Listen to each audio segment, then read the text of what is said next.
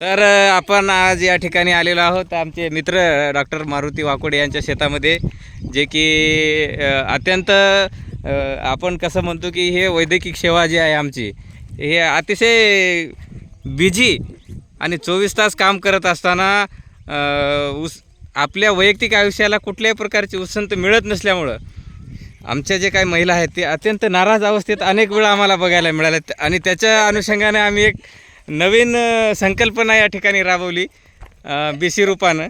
त्याच्यात आर्थिक जास्त मानधन नाही जरी मिळालं तरी एक वेगळा वेळ मिळावा बा. मग ज्यांना BC लागते त्यांनी पेनाल्टी रूपानं आपापल्या पद्धतीनं मेजवानीची व्यवस्था करावी, अशा प्रकारची त्याच्यामध्ये अट असल्यामुळं आज मारुती वाकोडे यांच्या शेतामध्ये आपण बघूयात. महिलांना संधी मिळताच भाजीवर तुटून पडलेल्या आपल्याला दिसून येत आहेत या ठिकाणी.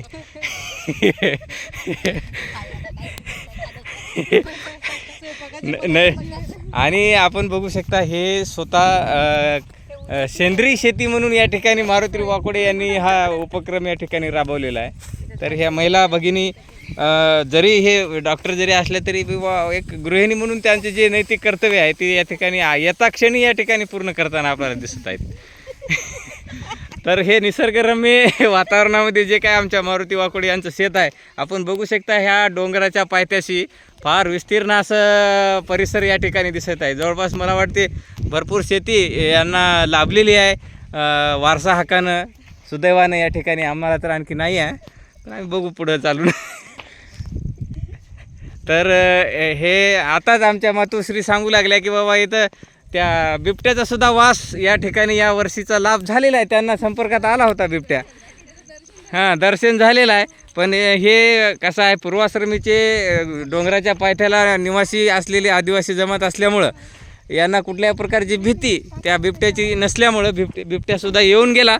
पण बिबट्यानं काही यांच्यावर भीतीदायक कुठली वागणूक दाखवली नाही, कारण आदिवासी खरं तर निसर्गपूजक असल्यामुळं निसर्गात राहणाऱ्या सगळ्याच पशुप्राण्यांचं ते सन्मान करतात आणि त्यांना कुठली हानी होऊ नये असं या ठिकाणी. आता आपण बघू शकता या ठिकाणी आपल्या तीव्र बिझी शेड्यूलमधून स्वतःला एक वेगळा वेळ देत आमचे डॉक्टर वावदने सर आणि doctor Nakhate sir, doctor Daware sir आणि हे होस्ट आमचे या ठिकाणी आजचे BCचे पेनल्टीला धारक आमचे मारुती वाकोडे सर यांच्या शेतामध्ये आपण नेमकं काय वाटते सर, सांगा तुम्ही. आता अतिशय आपल्याला आनंद होतो की सर आज आपल्याकडे आलेले आहेत आणि हे आमचं जे आपल्या जे तोडकं मोडकं म्हणा किंवा जे अजून प्रगतीपथावर आहे आमचं शेत, असे या प्रगतीपथावर शेत बघण्यासाठी म्हणा, विरंगुळा करण्यासाठी आज आपण इथं आलात.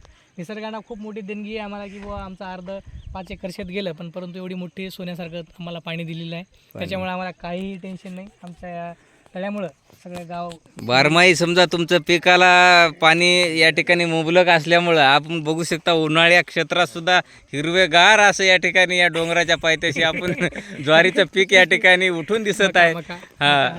मका हळद आणि हे सेंद्रिय या ठिकाणी फळबाग या ठिकाणी लावलेली आहे. आणि हे खानावळीचे सगळे फळं दिसत आहेत आपल्याला. इकडं समोरच्या बाजूला पाण्याच्या अलीकडून गहू, या ठिकाणी तीळ आणि सगळे असे घरगुती लागणारे खानावळीचे पदार्थ सेंद्रिय पद्धतीने आपण या ठिकाणी तयार करतात. नक्कीच गांडूळ खताचे प्रोजेक्ट त्या ठिकाणी आम्ही आताच बघितलेला आहे. नक्कीच गांडूळ खत भविष्यामध्ये आपला खूप मोठा प्रोजेक्ट उभा करण्याची मानसिकता आहे. नक्कीच तुमची मानसिकता पूर्ण व्हावी या ठिकाणी शुभेच्छा देतो. आणि कॅमेरामॅन सर डॉक्टर माधव.